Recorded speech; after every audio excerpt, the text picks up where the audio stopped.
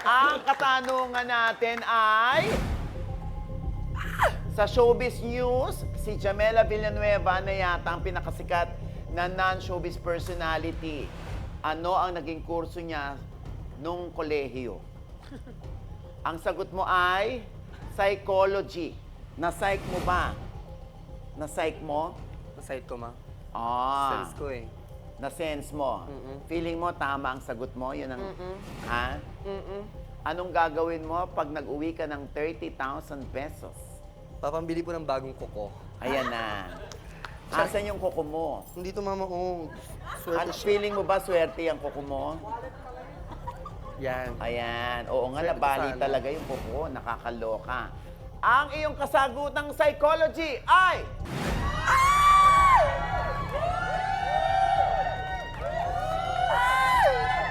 You're wrong! Chemical Engineering Technology ang kinuhang kurso ni Jamela.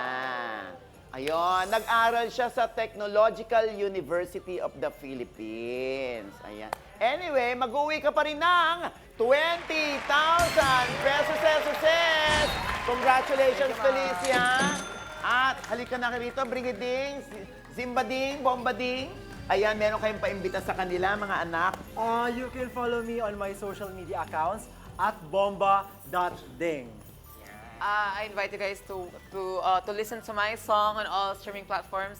She's a Baddie by Zimbading.